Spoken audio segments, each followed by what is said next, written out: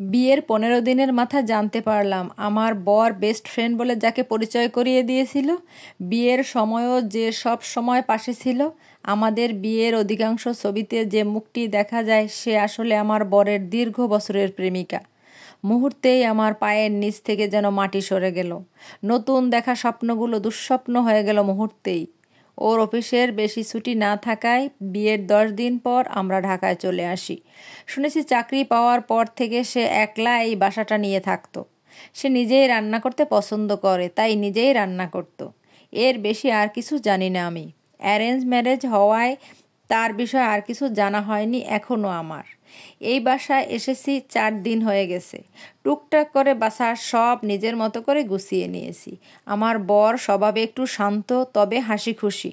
আমি তো এই অল্প দিনেই তার উপর মুগ্ধ হয়ে গেছি। অফিস থেকে আসার সময় কাল এক গোছা কদম ফুলের এনেছিল আমার জন্য। আমি প্রেমে পড়েছি। সেদিন তার টেবিল পরিষ্কার করতে গিয়ে একটা চিঠি পেলাম। চিঠিটি ছিল এরকম: বিলাস, যাকে স্ত্রীর সম্মান দিয়ে এনেছো মনে রেখো, সেই তোমার প্রথম ভালোবাসার দাবিদার। তোমার সাথে কাটানোর এতগুলো বছরের স্মৃতি, ভালোবাসা আর তোমার আদর যত্ন আমার কাছে কম ছিল না। অনামিকাকে নিয়ে ভালো থেকো প্রিয়। চিঠিটা পরে বুঝতে পারলাম এই চিঠি যে লিখেছে তার সাথে আমার বিলাসের দীর্ঘ যাবৎ সম্পর্ক ছিল। আদর যত্ন কম কিছু হয়নি তাদের। আমি স্তব্ধ হয়ে যাই। নিজেকে নিজে কিছু বোঝানোর ক্ষমতাও থাকে না আমার। হালকা কিছু রান্না করে তেমন করে শুয়ে থাকি। কিছুই ভালো লাগে না। বিকালে বিলাস বাসায় আসে। অনেক সামলে চলার চেষ্টা করি, কিন্তু পারি না। আমাকে দেখে সে জিজ্ঞেস করে, কি হয়েছে তোমার অনামিকা? কিছু হয়নি, একটু শরীর খারাপ। চলো তোমাকে খাবার দেই। আচ্ছা দাও। আমি খাবার নিয়ে এসে সে আমাকে খাইয়ে দেয়। আমি জিজ্ঞেস করে ফেলি, তুমি বুঝলে কেমন করে আমি খাইনি? তোমার মুখ দেখলেই বোঝা যায় অনামিকা, তুমি বিষণ্ণ। বীজ বৃক্ষের মতো সে বিষণ্ণতা তোমার সমস্ত আনাচে কানাচে। আর তোমার এত বিষণ্ণ রূপ এত কাছে থেকেও আমি বুঝবো না? সে কি হয়? কাছে থাকলেই কি শুধু ভেতরের খোঁজ পাওয়া যায়? না, যায় না অনামিকা। ভেতরের খোঁজ পেতে অনুভূতিরও অনুশীলন করতে হয়। সে অনুভূতি নিজের জন্য না, তার খোঁজও কি অনুশীলনে লাভ করা যায়? সে খাইয়ে দিতে দিতে বলল, অনামিকা কি হয়েছে তোমার বলো তো? এত বিষাদের রূপ কেন এই অবেলাতে? আমি হেসে পড়ি। তার কথায় আর ব্যবহারে আমি সর্বদা মুগ্ধ হয়ে যাই।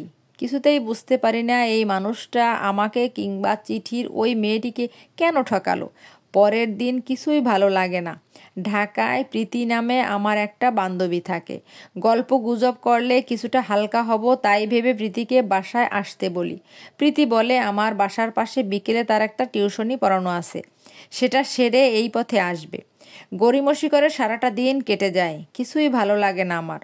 খুব জানতে ইচ্ছে করে চিঠির ওই মেয়েটি কে, কি জানা হলো না। সন্ধ্যা হয়ে যায়, বিলাসও বাসায় ফেরেনি আজ। কিছু সময় পরেই প্রীতি আসে। ও এসেই বলে, দুলাভাই কোথায় রে? সে আজ এখনো আসেনি রে? কি বলিস? আমি যখন টিউশন পড়াতে আসি সেই বিকেলেই তো দেখেছি এক গাদা কাঁচা বাজার হাতে নিয়ে দুলাভাই তোদের গলিতেই আসলো। শুনে আমি মুহূর্তেই চুপসে যাই।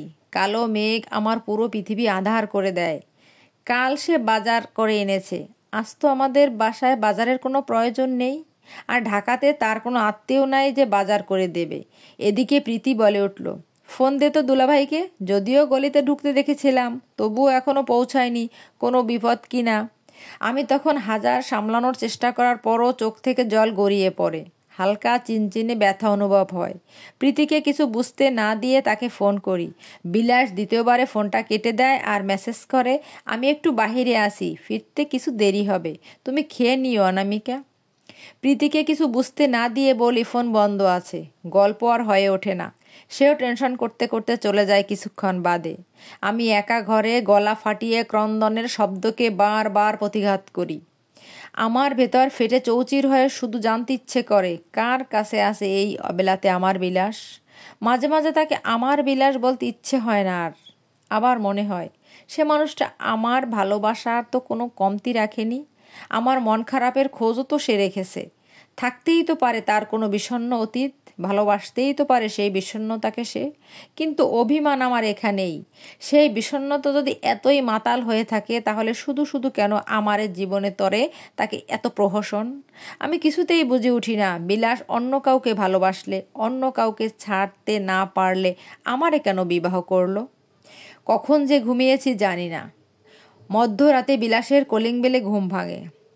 ঘরে আসলে অনেক কিছু শুনবো বলে ইচ্ছে ছিল, কিন্তু আমি দরজা খুলে তার মুখ চেয়ে আরও বেশি বিষণ্ণ হয়ে যাই।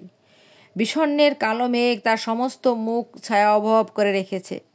সে একেবারের জন্য মুখ তুলে তাকালো না। কাপড় ছাড়তে ছাড়তে শুধু একটা বার বলে, অনামিকা, তুমি না খেয়ে ঘুমিয়েছিলে যে, যাও খেয়ে নাও। আমি জানি সেও খায়নি। মুহূর্তেই আমার ভেতর তার এই বিষণ্ণ রূপ খাঁ খাঁ করে ওঠে। মানুষটিকে ভালোবেসেছি বহুবার। সে হুড়মুড়িয়ে বিছানায় লুটিয়ে পড়ে। এত সুন্দর বেদনার রূপ কোনো পুরুষ কখনো দেখেনি আগে। আমি ধীরে ধীরে তার পাশে গিয়ে বসি। আলতো করে তার চুলে আঙুল গুজে বলি, বিলাস, তোমার এই বিষণ্ণতার কারণ যাই হোক না কেন, আমি এই বিষাদের ভাগ পেতে চাই। সে আমার হাত মুঠোয় ধরে চুপ করে থাকে।